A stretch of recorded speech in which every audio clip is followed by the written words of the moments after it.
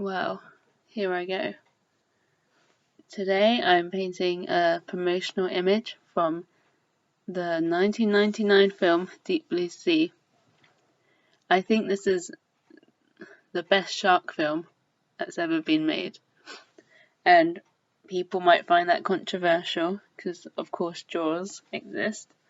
But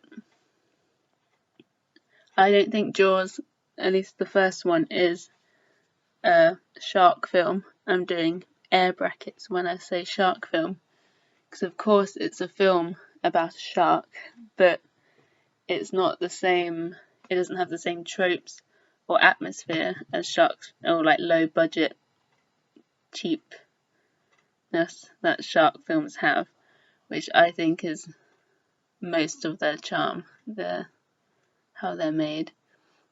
So yeah, I think this is, and it's also one of the best disaster films ever, I think.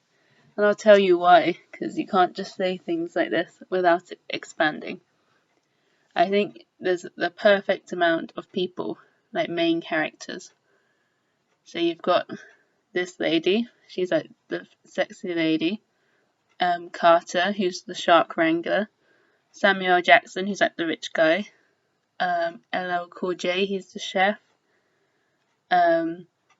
the blonde woman, she's kind of annoying, Stellan,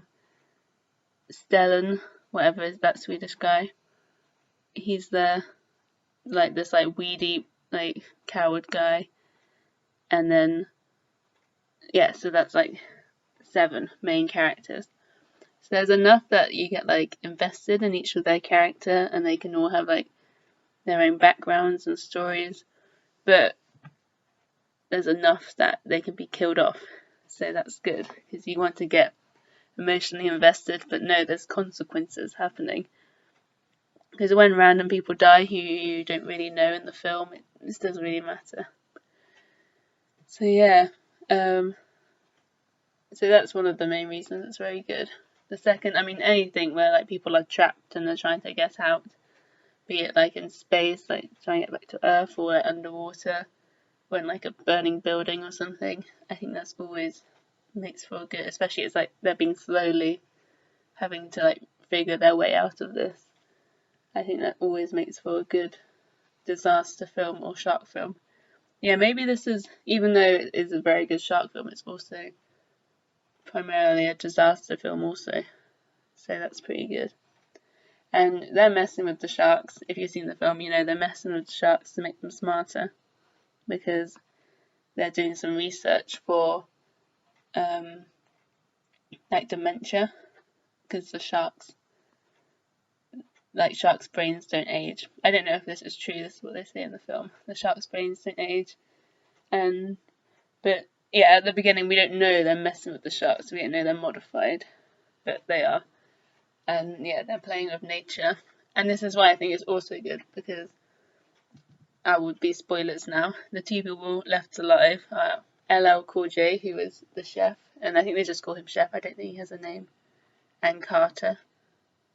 And they're the only 2 innocent bystanders in this scenario, because everyone else was either in the know, they were directly implicated in messing with nature and messing with the sharks and the food chain and everything. Maybe Samuel Jackson didn't know about it, but he was funding it. So, and then that weedy guy, I don't know if he knew about it, but I don't really know what his deal was. But he was annoying. I think you just have to kill off annoying characters. And same with the blonde woman. I don't think she knew. But yeah, if you're annoying, you gotta die. That's just how disaster films work. I don't make the rules. So yeah, I think there's a very few very good lines in this film. And I think the shark attacks are also very good. They're suspenseful, but then you see a lot of shark also, because I watched this film before I ever watched Jaws, and I was so annoyed watching Jaws because I wasn't that old, maybe 10 or something, and I was just where the flip is this shark? Yeah, because you barely see it, whereas this film you see a lot of sharks, and they're scary and they're smart. Very good. But yeah, and it's quite clever how some of them kill them. This lady does get to kill one of the sharks. She kills them with like, obviously we need a little bit of nudity in the shark film, so she like takes off her wetsuit and is like in her undies, and then like because it's rubber, she stands on it and then like electrocutes the shark in his face. Very cool. So that's a good one. Or at the end when the chef, played by LL Cool J, when he, the shark has him in his mouth, but he's not like chomping yet, so he's still alive, and he gets this like crucifix necklace, and he's like stabbing the shark up, and then he like gets him in his eye and he lets him go.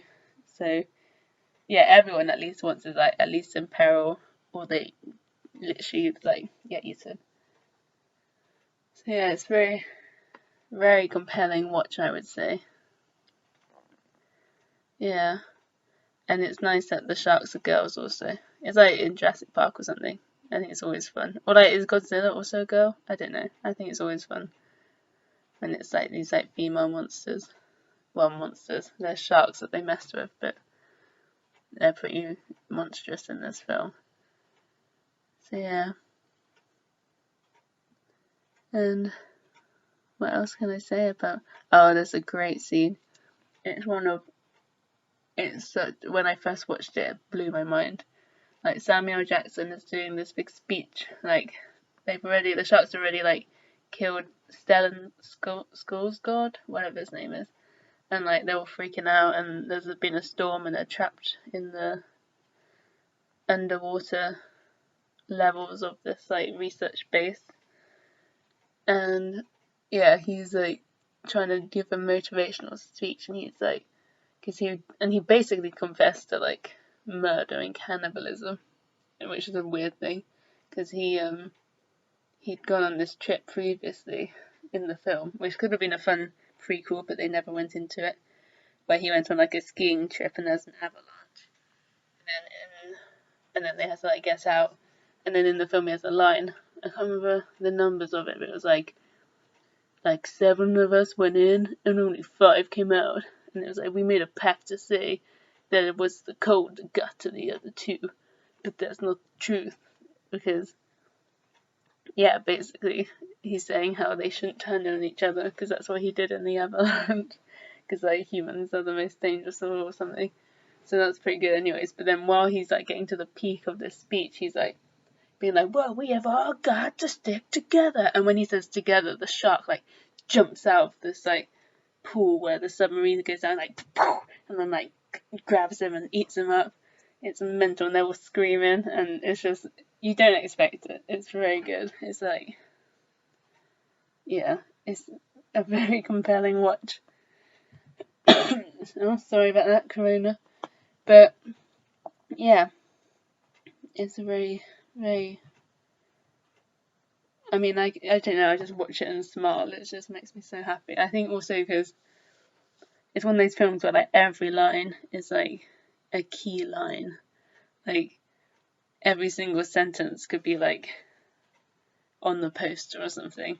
Like they're all talking like this like movie way. Like there's no like, not really many natural conversations. But that's what, yeah.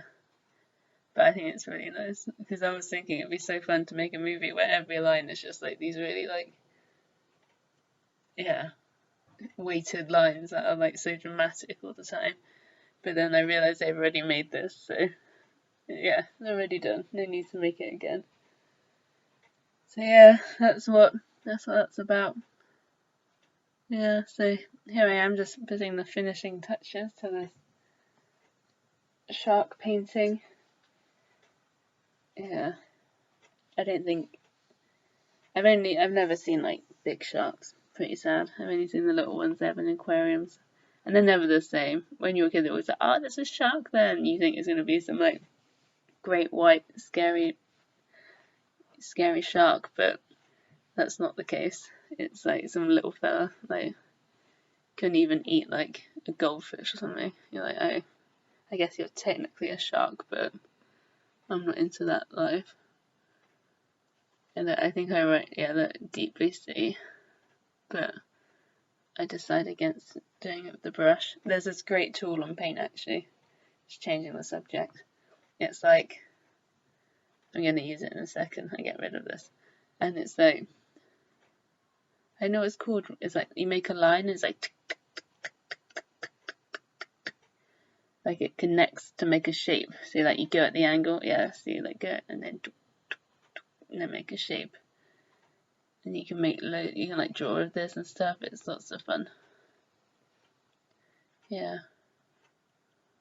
So yeah, I mean, what else to say about Deep Blue Sea? I mean, it is one of my favourite films of all time. Maybe I've already said that, I don't know. I didn't write this, I should write a script for this, rather than just ramble on about Deep Blue Sea, but such is life.